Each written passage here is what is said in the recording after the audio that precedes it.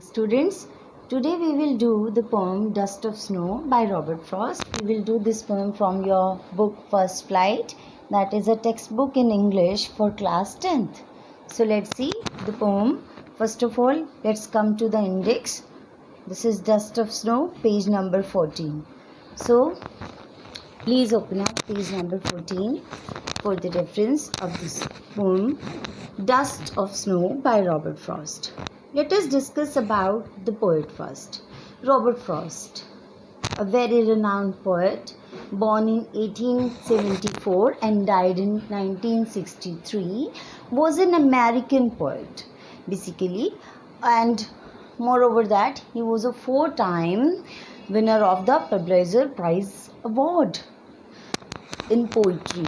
Particularly, Frost depicted realistic New England life through his poems because he was belonging to England, and that's why he was very attached to the nature and surroundings. So whenever you are reading Robert Frost, you would find that he always mentioned the nature, and he really depicts it so beautifully that it is very imaginative.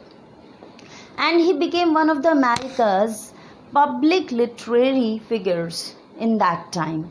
Some of his major works include A Mosque of Reason, collected poems, A Witness Tree, and A Boy's Will. So now let us discuss about Dust of Snow. Let's see what happens in Dust of Snow by Robert Frost.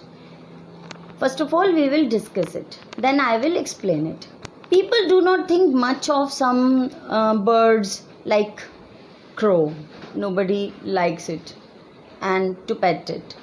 People stay away from certain plants, especially the poisonous one, toxic one like hemlock, because it is poisonous, but not everyone. Frost in this poem shows us another side of the crow and the hemlock. Let's see how he does that. The poet is standing under a hemlock tree. Suddenly, a crow scatters some snow on him. Such a simple event changes the mood of the poet. Before this, his day was filled with regrets. But now he feels better. He feels that at least some part of his day is saved. So while most people once see the crow and the hemlock as bad, Frost associates them with simple happiness. Now look at the poem first. So let's discuss. Dust of Snow was originally published with the title Favor in the month of December in 1920 in London, but that time it was not that famous, so it was republished as the name of Dust of Snow. So I am doing the explanation now. Let's see. The way a crow shook down on me the dust of snow from a hemlock tree. In the first stanza, the speaker begins to tell about a winter's day. Snowflakes have covered all the treetops. The speaker is walking under of these snow-covered trees. So now what happened? When he sat under a tree, that is a hemlock tree. Hemlock here is a poisonous tree. So the tree is in the North American confiners, that is also known as the hemlock. Since the hemlock tree is poisonous, the tree can't be associated with anything positive. So what happens? Suddenly a crow alights, means sits on the tree. As a result of the motion caused by the crow's arrival, the snowflakes on the tree fell on poet.